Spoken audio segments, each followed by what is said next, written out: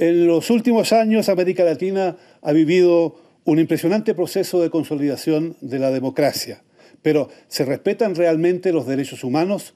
¿Cuánto se ha hecho y cuánto falta por hacer? Bienvenidos a Claves, y esta es una coproducción de la televisión alemana Deutsche Welle y el Sistema Público de Radiodifusión del Estado mexicano. Mi nombre es Gonzalo Ernesto Cáceres y en la moderación está conmigo Lilia Hernández del SPR, el Sistema Mexicano. ¿Cómo estás? Encantada de tenerte de nuevo cuenta por acá, Gonzalo, en México. Y a la Deutsche Welle también. Gracias. Bueno, y además les vamos a presentar a ustedes quiénes son el día de hoy quienes nos acompañan.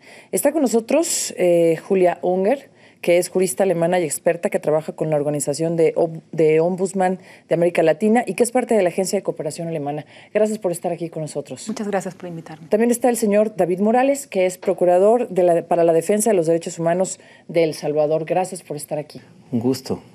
Está también el señor Aurelio Ríos, que es Procurador Federal para la Defensa de los Derechos Ciudadanos del Brasil. Gracias, señor Aurelio, por estar aquí. Muchas gracias por invitarme. Y por último también está con nosotros la señora Lilia Herrera, que es defensora del pueblo de Panamá. Bienvenida. Encantada de estar aquí. Muchísimas gracias por esta invitación. Al contrario, gracias a ustedes por estar aquí. Gonzalo. Gracias también de mi parte.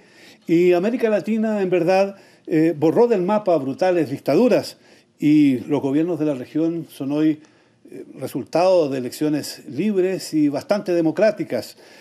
Pero han desaparecido las dictaduras y con ello mejoró definitivamente y para siempre la situación de los derechos humanos en los sistemas democráticos que vivimos hoy. ¿Cuál es la realidad del momento? ¿Cuál es la vigencia que tienen hoy los derechos humanos y cuál es el cuadro de derechos humanos que tiene América Latina? Por lo que respecta a mi país, definitivamente, usted acaba de decir que las elecciones y todo lo borrado de la dictadura ha sido muy importante. Yo creo que ese es un gran progreso para toda la humanidad. Nosotros en Panamá acabamos de pasar unas elecciones e invitamos a algunos ombudsman de la región a que participaran con nosotros. Y ellos quedaron, y me gustó muchísimo ver esa primera impresión de ellos, de que la Defensoría del Pueblo estaba participando también en las elecciones. Nosotros iniciamos un convenio con el Tribunal Electoral y eso fue muy lindo porque la democracia participativa, la ciudadanía y todo lo demás se vivió, y los compañeros ombudsman que participaron, algunos de ellos decían, nosotros en nuestro país no tenemos esta participación, qué bonita, y la tomaron como una buena práctica a imitar.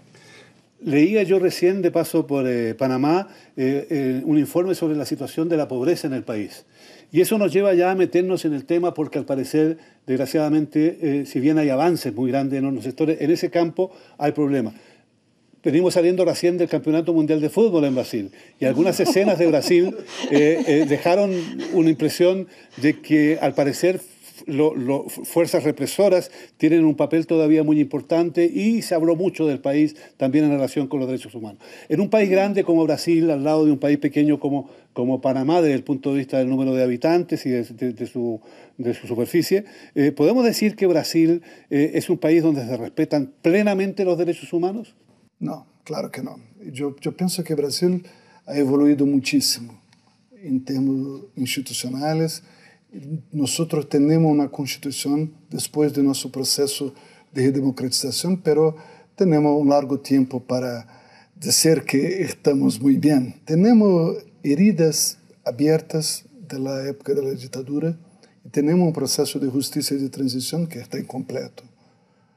Es decir, que mucha gente que ha practicado los crímenes más perversos, más graves, no se fueron a la cárcel, no fueron detenidos, siquiera fueron procesados. Y otra que tenemos claro que en nuestra evolución política y constitucional hay una cosa que es muy importante. El papel del Poder Judiciario, el papel del Ministerio Público, de los defensores y de todo el país en la reconstrucción democrática. Y esto es un papel que envuelve también la sociedad civil y es un proceso que demanda un largo tiempo. No es una cosa que se hace de un día a otro. La Copa del Mundo fue un momento espectacular para el mundo. Para nosotros, lamentablemente, no tanto.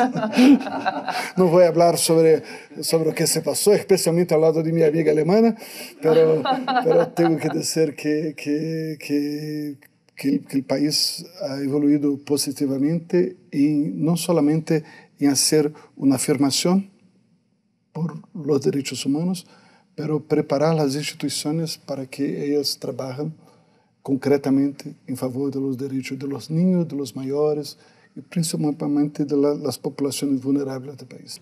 Bueno, América Latina ha evolucionado en muchos sentidos.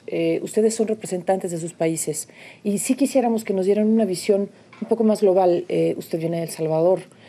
¿Cómo ven a los derechos humanos de América Latina en esta evolución después de las dictaduras? Por un lado sabemos que hay muchas heridas abiertas y por el otro, justo con Julia Unger, ¿cómo lo ven desde Alemania, desde Europa?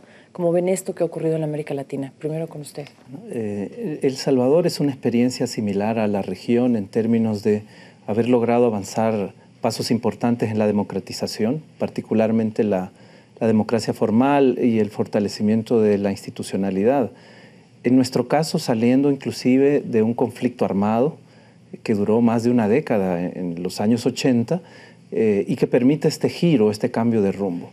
Pero sin embargo, los nuevos escenarios que permitían oportunidades para generar un estado de mayor respeto a los derechos humanos fue desaprovechada, sobre todo porque se instalaron políticas y modelos económicos que profundizaron o mantuvieron las profundas desigualdades económicas y sociales y la condición de grandes mayorías de la población en condición de pobreza y de falta de acceso a servicios fundamentales para garantizar sus derechos. Estas desigualdades han potenciado en El Salvador fenómenos muy duros que afectan los derechos de la población, como la violencia delictiva y de pandillas y además el fenómeno masivo de la migración. Frente a esto hemos tenido estados tolerantes con este tipo de intereses a veces de élites económicas, pero que no han sido capaces de generar niveles de política social que prevengan estas violaciones. Ahora las Naciones Unidas lo está diciendo bastante claro en su informe global sobre desarrollo humano, que se trata de superar las desigualdades como una de las grandes metas de la humanidad y en nuestra región particularmente, y que es la condición de vulnerabilidad la que caracteriza a grandes segmentos poblacionales. Y frente a esto deben haber nuevas políticas públicas de una dimensión integral y con una participación multisectorial. Ese es el camino que en El Salvador se está tratando de abrir con muchas dificultades, pero que es posible hablar de que estamos teniendo avances todavía que no cambian estructuralmente la situación, pero que permiten un rumbo democrático. O sea que digamos que en Latinoamérica en general esa es la visión que se tiene, que hay todavía muchas heridas que restañar, hay deficiencias desde luego, pero ha habido evolución. Yo creo también desde luego que ha habido mucha evolución.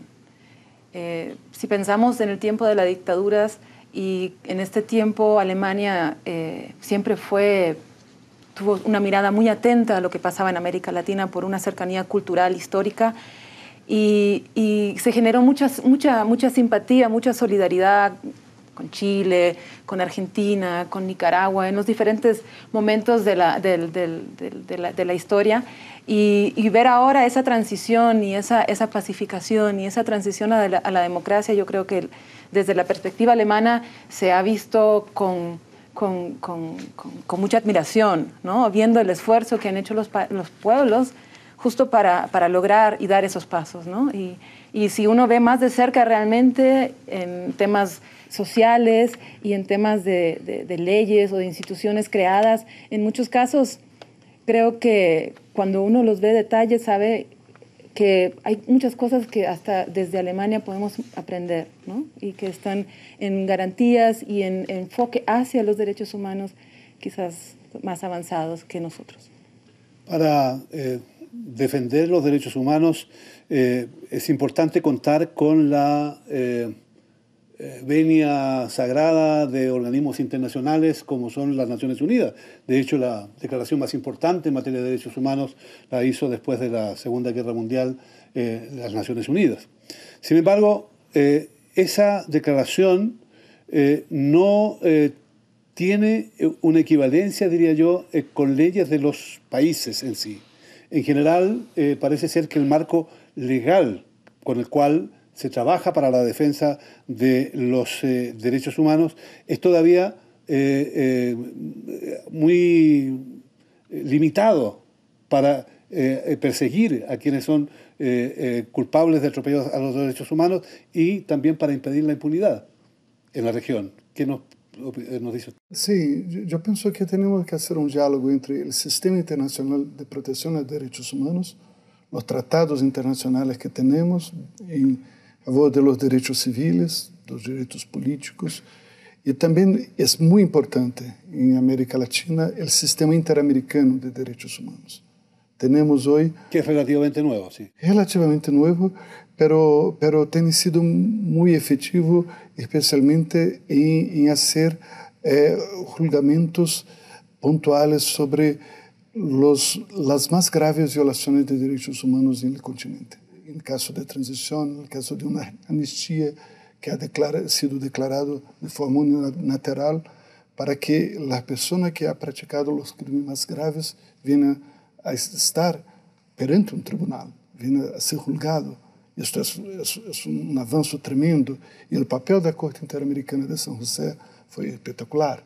En los derechos sexuales y reproductivos de las mujeres, los derechos de los indígenas, el derecho a la consulta previa para que sus tierras no puedan ser usufruidas por actividad económica que sea incompatible con las garantías constitucionales que los pueblos tradicionales tienen.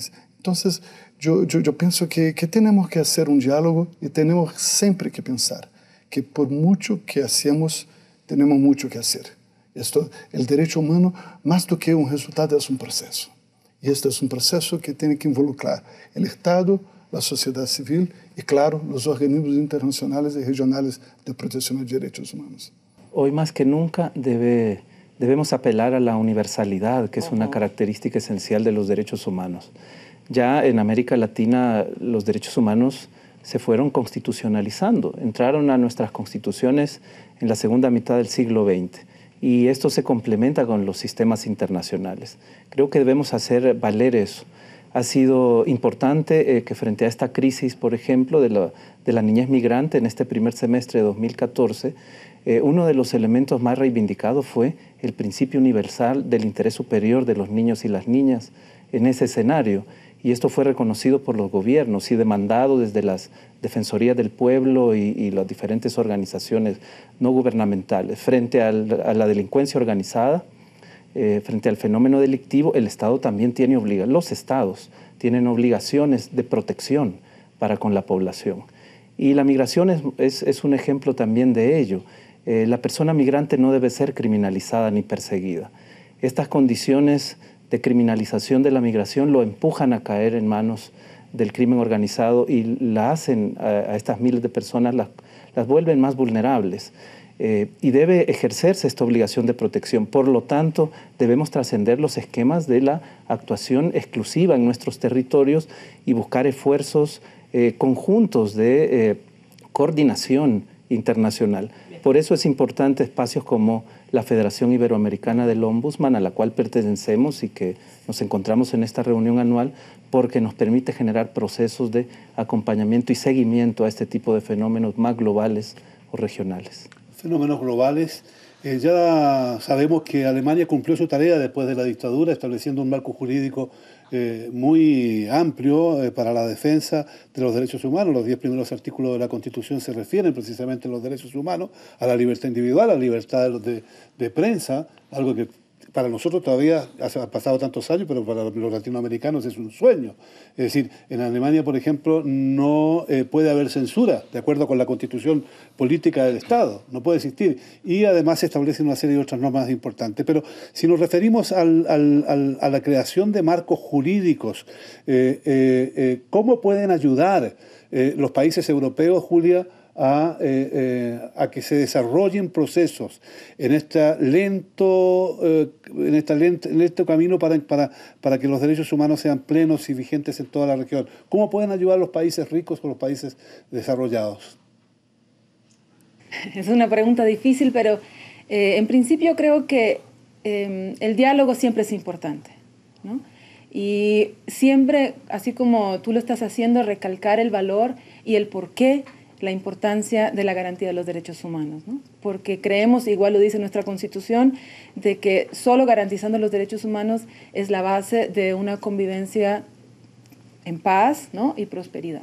Y por lo tanto, creo que por ese lado es un instrumento muy importante. Por el otro, el intercambio de experiencias y de buenas prácticas o igual intercambio institucional de conocimientos, fortalecer eso es una parte muy importante. Sin embargo, creo que hoy en día la evolución de los países latinoamericanos ha avanzado tanto que Alemania puede contar de lo que hizo, pero la realidad en estos países es muy diferente a la realidad alemana y muchas experiencias no pueden simplemente replicarse uno por uno, ¿no? No puede caerse en el error que lo que sucedió en Alemania o las instituciones creadas sirvan directamente como réplica o copia aquí en estas instituciones. Y yo creo que más que eso hay que apoyar a los actores que quieren el cambio, que creen en la construcción pacífica de sus sociedades, que creen en los derechos humanos,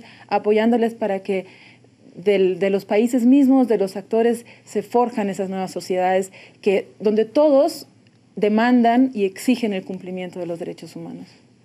Bueno, hay sociedades muy lastimadas por lo que ocurre, y me voy a referir otra vez a Latinoamérica, por lo que ha ocurrido con su situación económica, con la situación otra vez del crimen organizado y la corrupción. Se hace como, digamos, un conjunto de elementos que hace que las sociedades de pronto digan, bueno, esto del respeto a los derechos humanos mejor, hay que asesinar a los que asesinan, hay que hacerles cosas terribles a otras personas. Eso ocurre y lo escuchamos en diferentes países.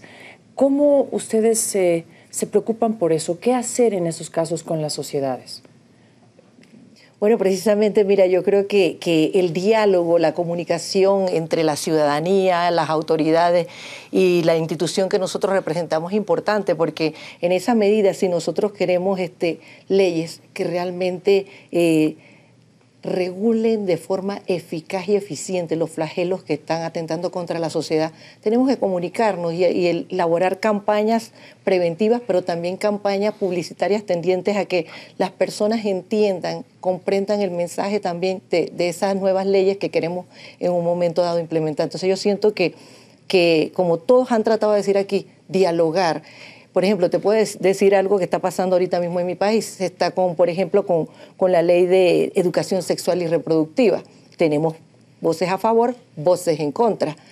Y lo bonito fue que en el primero de los debates la Defensoría del Pueblo estaba participando, hicimos un llamado y todos los sectores fueron, y los mismos diputados decían, qué bonito que el pueblo haya asistido. Yo creo que en la medida que nosotros, a través de las leyes, también en un momento dado, los organismos legislativos consulten al pueblo y convoquemos a que conversemos los pros, los contras y saquemos un provecho real para una gran ley que quizás no será la perfecta, pero que sí nos va a ayudar a que vivamos en más armonía en la sociedad.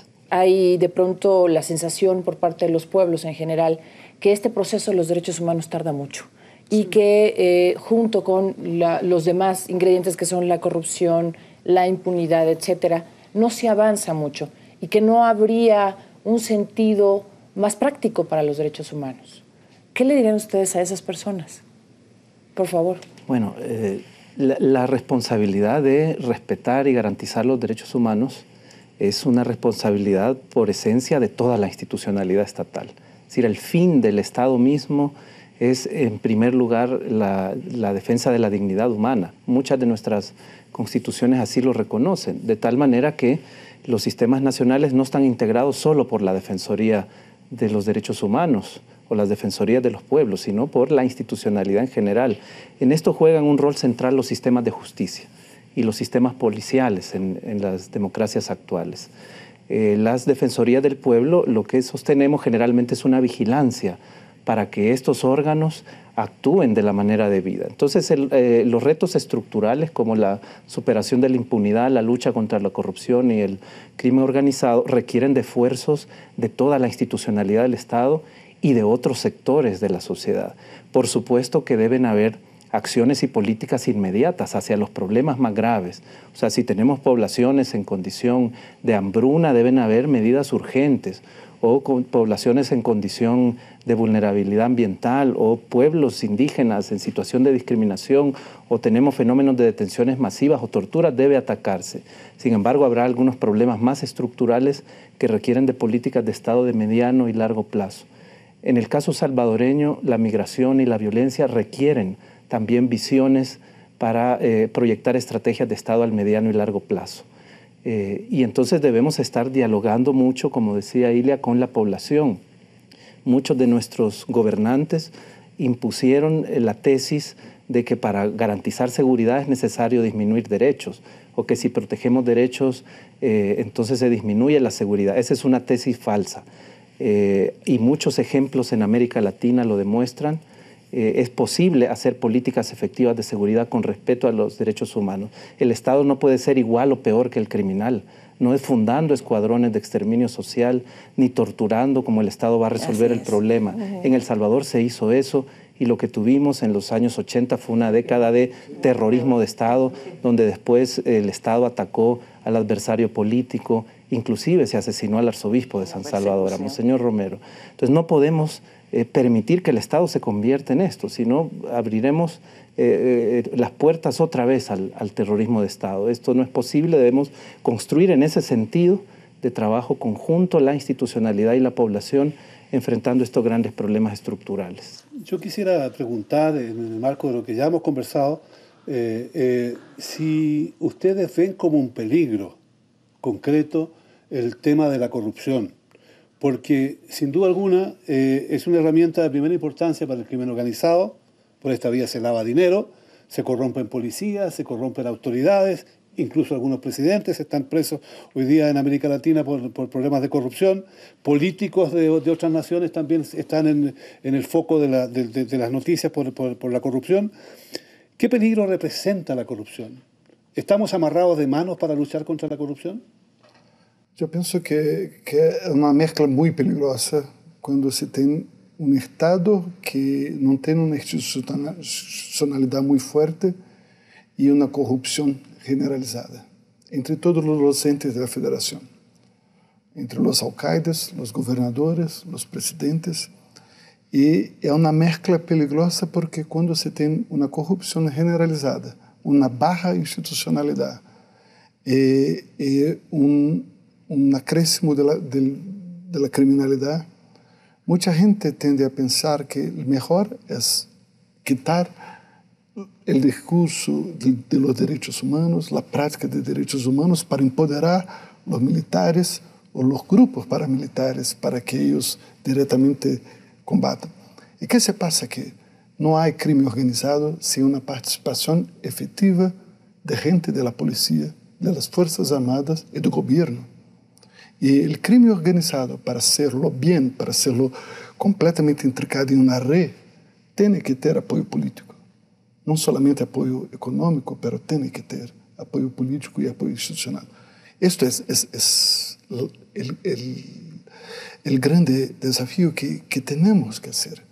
Porque para destrozar la red tenemos que adentrar en una tierra muy peligrosa, que es el tierra donde se hace un proceso político que hace replicar todo el sistema, especialmente los modos de corromper. Los políticos, las empresas que genera el empleo informal y principalmente que vulnera a la población pobre y en estado de vulnerabilidad. Yo estoy enteramente de acuerdo con David cuando dice que tenemos que cuidar mucho de que los derechos humanos no son los derechos de los criminales, no son para defender los derechos de criminales, pero para defender que el Estado no puede ser un criminal. El Estado tiene que ser un árbitro. El juez no puede tener una actitud que no sea de cumplimiento a la ley, a la Constitución. Y el proceso judicial tiene que ser garantizado con autonomía e independencia de jueces para que estén lejos de una influencia política, o cuánto eso sería posible. Y claro, que hacer un arreglo entre la sociedad, porque tenemos práctica corrupta de todo lado. La práctica de la propina, de darle para el guarda de la esquina, porque la mordida, sí, la mordida. Porque la propina es otra cosa. Sí, claro, sí. Claro, pero esto es una cosa que genera en pequeños gestos una cadena que después compromete toda la sociedad. Entonces, el papel de los defensores del pueblo, de los ombudsmans, en apoyar la lucha contra la corrupción, es decir que también la lucha contra la corrupción es la lucha en favor de la democracia plena y en favor de los derechos humanos. De eso no cabe la menor duda. Pero también de repente a la gente le entran ideas en el sentido de cómo llevar a la práctica las cosas. Por ejemplo, hoy día hay un debate bastante importante en relación con una posible liberalización del consumo de drogas en América Latina. Los europeos tienen en este campo algunas experiencias de liberalización. Es un tema el de la legalización del consumo de drogas, una solución al problema o más bien es una medida que confunde o que agrava el problema, por así decirlo. Bueno, si lo vemos desde la perspectiva de los derechos humanos y del tema que hemos abordado, el crimen organizado, la no legalización es parte de lo que vivimos a diario, ¿no? Sobre todo en este continente, lo que vimos con el narcotráfico, ¿no? La prohibición y las consecuencias y la lucha violenta con instrumentos de guerra prácticamente, sí, en contra del narcotráfico y todo lo que implica ha generado lo que pasa, lo que vemos hoy en día, de lo que vemos cuando estamos, ¿no?, viendo México y lo que vimos en Centroamérica. Entonces yo en este caso, más que la legalización, hay que pensar en una solución global al problema, ¿no? Porque mientras, o sea, yo creo que la solución no es que se legalice en un solo país, ¿no? Mientras que en otros siga siendo una prohibición y se combate y se destinen tantos recursos en contra de la lucha del narcotráfico que luego pues suceden las cadenas de violencia y de crimen organizado que estamos viviendo hoy en día. O sea, hay que buscar una solución. ¿Cuál? No sé. Igual no sé si realmente la legalización plena de las drogas es la solución, pero de hecho hay que buscar igual una solución. Sí, porque lo que se alegaba acá para legalizar, por ejemplo, el consumo de la marihuana es que se le bajaría mucho, uno de los argumentos, porque hay muchísimos más en contra, que se le bajaría muchísimo la violencia a toda esta parte del comercio y del negocio ilícito, y entonces dejaríamos de pagar una cuota de sangre tan alta como está pagando México por un consumo de drogas que ni siquiera es tan elevado el nuestro como el de nuestro vecino del norte.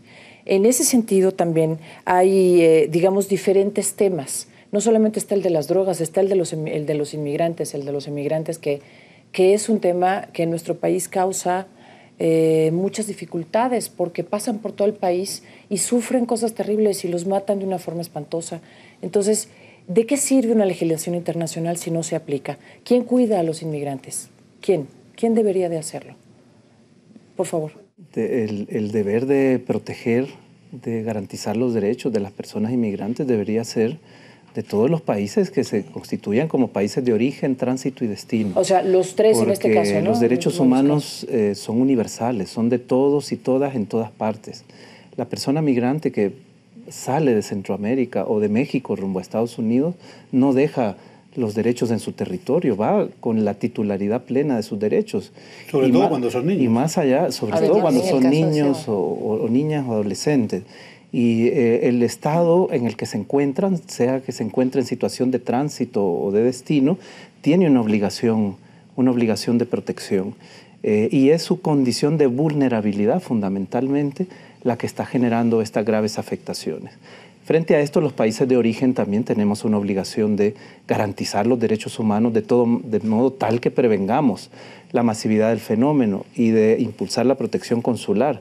Pero hay obligaciones definitivamente de protección en los países de tránsito. El asunto está ahí, por eso yo les pregunto, ¿quién protege a los inmigrantes? Porque al parecer sí tenemos una legislación internacional, existen los derechos humanos, pero en cuanto, por ejemplo, un salvadoreño deja El Salvador llega a México, yo quiero ver quién va a proteger eso. Y luego, cuando incluso el salvadoreño, el hondureño, el mexicano pasa a Estados Unidos, bueno, a ver si llega vivo. Entonces, existe la legislación, pero ¿quién? No hay un organismo específico. ¿Están ustedes viendo que algo podría hacerse en ese sentido? Bueno, los esfuerzos quizá más concretos se suelen concretar en el sistema interamericano de derechos humanos. De hecho, la Comisión Interamericana y la Relatoría de Migración de la Comisión Interamericana de Derechos Humanos mantiene una vigilancia y pronunciamientos que deberían tener una naturaleza obligatoria para México, para todos los estados que somos estados parte de la Convención Americana sobre Derechos Humanos. Pero Estados Unidos no es parte. Estados Unidos no es parte. Esto es un punto. Ellos no forman parte de la Comisión Interamericana. Muy bien. Pero ellos, la Comisión Interamericana está ubicada en Washington. Pero los Estados Unidos no es parte del Pacto de San José. Simplemente una y es un debate al seno de la OEA. Nosotros, por nuestra parte, en Panamá, como decía David, mira, tenemos a organismos gubernamentales, la UNPAR para el tema de los refugiados. Panamá ahora está viviendo una situación que no vivía antes y es precisamente que por nuestra frontera con Colombia, Darién, están viniendo personas de África precisamente para tener Panamá como tránsito y van subiendo hacia Estados Unidos y hacia Canadá. Entonces, tenemos una puerta abierta allí. Nosotros, en el caso de la Defensoría, nosotros estamos monitoreando, vamos y lo atendemos. Le preguntamos precisamente, nuestra primera pregunta es si sienten que se le está vulnerando o no derechos humanos en la situación que están. Tenemos, por ejemplo, personas de Bangladesh, de Nepal, de Somalia, situaciones que nosotros como país nunca habíamos vivido, pero ahora las tenemos que enfrentar y afrontar precisamente. Entonces, la Iglesia Católica, en el lugar que les decía, la región que es Darién, le estaba dando albergue. Y yo le dije, pero esto es tema migratorio, migración también tiene que hacerse cargo de esta situación. Y hicimos recomendaciones al director de migración, conversé con todos los migrantes que estaban allí y logramos, porque habían unos que ya llevaban un mes estando en ese albergue. Y por supuesto, la Iglesia Católica tiene que buscar financiamientos y fondos para toda esta estadía de ellos allí. Y logramos que precisamente que a la medida que ellos van entrando y que los retienen prácticamente por el tema de que entraron ilegales, sean atendidos rápidamente por migración que está en la ciudad capital. Fui una segunda vez hace prácticamente un mes y definitivamente hicieron las recomendaciones.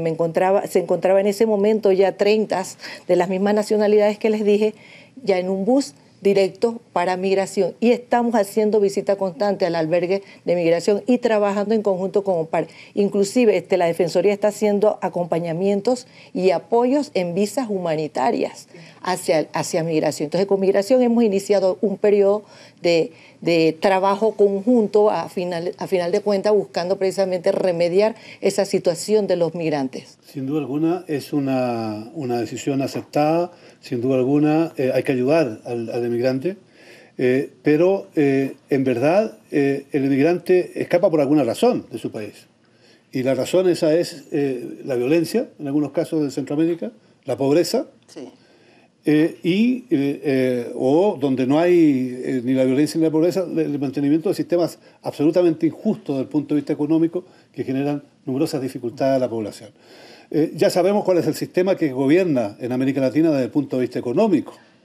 Es posible que los derechos humanos, y digo con ello el derecho también a la educación, el derecho al trabajo, el derecho y los derechos laborales cuando se tiene trabajo, es posible con el actual sistema que tenemos económico y que domina América Latina garantizar los derechos humanos a largo plazo.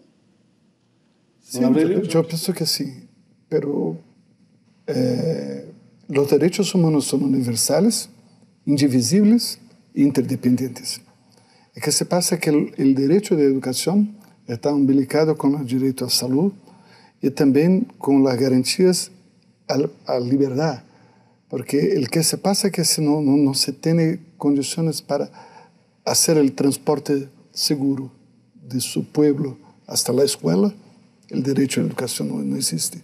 Si estamos teniendo una confrontación, también no lo puede ejercerlo con dignamente. Entonces, hay un intercambio entre los derechos.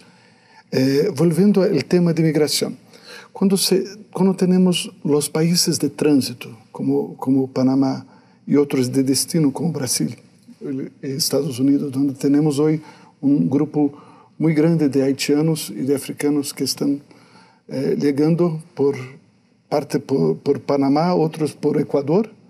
Ecuador tiene una legislación muy generosa de permitir que toda la gente adentre su territorio por un tiempo de 3 meses.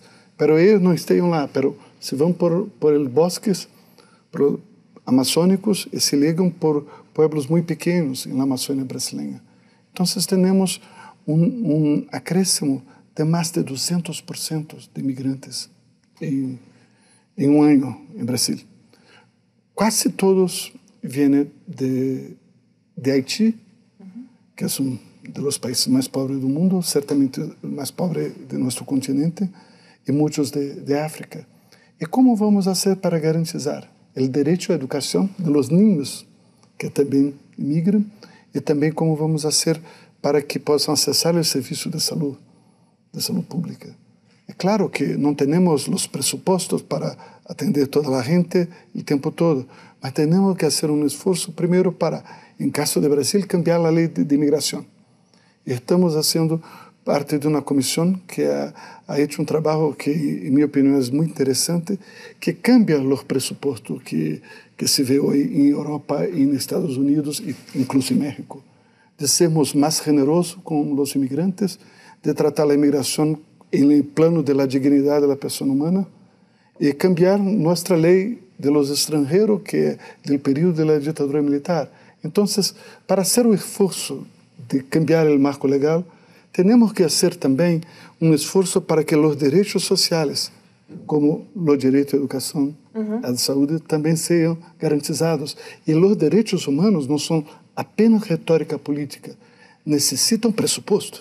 Necesita que tenemos dinero para concretizar esos derechos. Entonces hablamos de los derechos humanos, qué bueno, perfecto. Pero el derecho a la educación, a un servicio público de salud y un servicio de calidad, necesita de presupuesto y necesita involucrar a la sociedad en eso. Sería interesante saber, Julia, si este fenómeno de la emigración, la falta de recursos o la falta de comprensión de la emigración es lo que está llevando en algunos países europeos a situaciones políticas bastante peligrosas. De hecho, la ultraderecha ha conquistado posiciones bastante fuertes en algunas naciones, Francia en particular, Alemania tampoco es una excepción en algunos estados, con un discurso radical en contra de los emigrantes. Es decir, si no se analiza y se toman medidas para enfrentar este problema de forma conjunta, el peligro puede ser bastante grande, ¿o no? Sin duda, yo lo veo así y lo vemos en las noticias. Justo hoy en Alemania está en todas las primeras planas de las noticias un caso de maltrato de migrantes en un centro de un albergue, ¿no?, del Estado, y por fuerzas privadas de protección y que simplemente se excedieron en sus competencias, ¿no? Y un montón de otros problemas que surgen a raíz de la migración masiva. Yo sí creo que es peligroso cuando el discurso cambia y de repente pasa lo mismo que lo que contaba el procurador de El Salvador, en el caso de que cuando el discurso político da el cambio y el giro y dice, aquí no podemos garantizar los derechos, ¿no? Y el Estado mismo se vuelve y recorta los derechos y comete eso lo que dice Aurelio, que no se debe de hacer, de que son indivisibles y son universales, ¿no? Entonces, en este caso, cuando el discurso político cambia y uno dice que estos no son portadores de todos los derechos, este sí, este no, porque es un migrante, entonces luego le abres la puerta a que después sucedan desarrollos en la vida política que pueden llegar a casos y a represiones y a regímenes que desde su justificación ya no se basan en la garantía, sino en otros intereses. Hay otro tema dentro de los derechos humanos que ha sido una lucha muy sentida por parte de más de la mitad de la población, un poquito más de la mitad de la población mundial, y que todavía en algunos lugares la verdad es que no se ve para cuándo. Y me refiero directamente a lo que es el derecho por la igualdad o la equidad, le llaman de diferentes maneras, entre hombres y mujeres, los asuntos de género. ¿Ustedes ven esta parte esencial? ¿Han encontrado que sí han avanzado mucho o todavía falta? La legislación está bien, pero yo me quisiera ir a las realidades. En las realidades es donde vemos cómo se aplica. Sufrimos una realidad de discriminación muy grande. contra las mujeres. En El Salvador las mujeres son la población mayoritaria, son 52% de mujeres, y sin embargo sufren una violencia y una discriminación muy grande, inclusive en el sistema de justicia, que solemos encontrar niveles inaceptables de impunidad, de trato discriminatorio a las víctimas de la violencia e inclusive de favorecimiento a los agresores. El nivel de participación política sigue siendo extremadamente limitado, o en puestos para la toma de decisiones. En materia de autonomía física, autonomía económica y autonomía para la toma de decisiones, enfrentamos esa realidad que reproduce un patrón patriarcal, de poder patriarcal todavía en El Salvador muy profundo. Hay un avance legislativo y hay ya un proceso para construir un sistema nacional por la igualdad y la equidad que es importantísimo. En El Salvador no existía precedente. En 2012 se aprobó la ley, pero aún es un esfuerzo todavía muy temprano, muy pequeño, que no logra superar esa problemática. Sabemos que se han producido muchos avances en la lucha a favor de los derechos humanos. Sabemos que hay, desgraciadamente, todavía muchas tareas pendientes. Es de esperar que los defensores de los derechos humanos tengan más apoyo del que reciben ahora. Es de esperar que los países entiendan que defender los derechos humanos no es una cuestión simplemente para hacer buenos titulares, sino que se trata de algo fundamental para el futuro de nuestros países. Gracias por acompañarnos, gracias por estar con nosotros.